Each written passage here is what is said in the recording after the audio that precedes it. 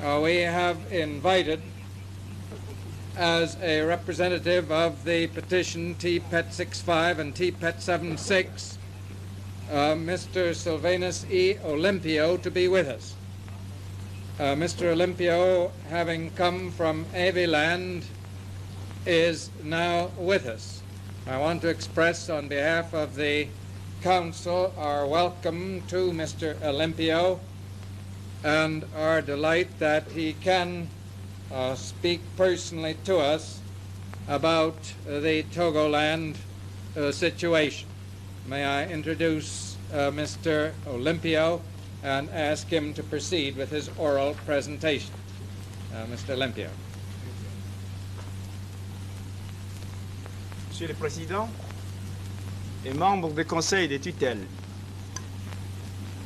je vous demande de me permettre de m'adresser d'abord à la délégation française en expliquant pourquoi je fais mon exposé en anglais. D'abord, je fais l'exposé en anglais parce que je représente ici non seulement les EV qui se trouvent aux côtés du Togo français, mais aussi les EV qui se trouvent dans la région qui est sous l'administration britannique. Et aussi, je fais cet exposé en anglais plutôt pour la commodité du Conseil des tutelles. Mr. Chairman and members of the Trusteeship Council of the United Nations, I bring you greetings from paramount chiefs, chiefs and elders, signatories of the EVE Convention and the EVE people.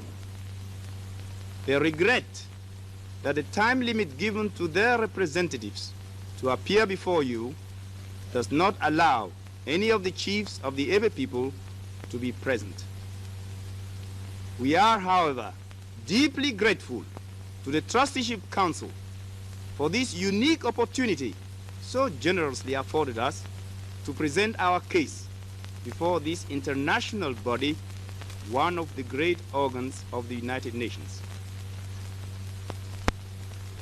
The EVE country lies along the Gulf of Guinea on the west coast of Africa. It has an area about 10,000 square miles and thus is nearly as large as Palestine or Belgium. Its population is approximately 1 million. Its first contact with Europeans dates back more than 3 centuries, but it has known effective European administration only since the last quarter of the 19th century. In 1914, British troops advancing from the west and French troops advancing from the east occupied Togoland. From 1914 to 1920, the British occupied the western half, including the port of Lomé, whilst the French occupied the eastern half. After the peace treaty in 1920, the British handed over about 2/3 of the former German Togoland, including the port of Lomé, to the French. The country was thus divided into A, Togoland on the British mandate, B, Togoland on the French mandate. As the result of these partitions, my country is now split into 3 sections. The agitation for the unification of Everland is becoming more and more intense. During the last war, difficulties arose between the French and the British governments. And as a consequence, contact between the EVEs living in the British and the French zones, respectively, became very difficult and sometimes altogether impossible, especially during the years of 1940 and 1942. The aim of this organization is to coordinate the EVE demand for the unification of their people under one solitary administration. It does not solve the basic problem. In order to ensure orderly and true progress of my country, we must have a common educational system, the same political organization throughout the land, and economic unity.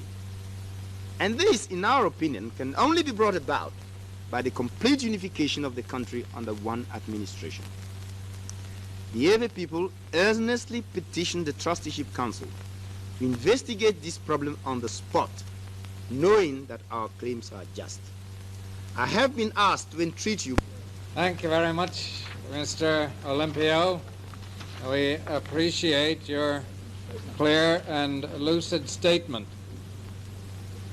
Now, as Mr. Olympio has expressed the willingness to answer questions, I should be very happy if any of the members of this council who desire to put questions to him do so at this time.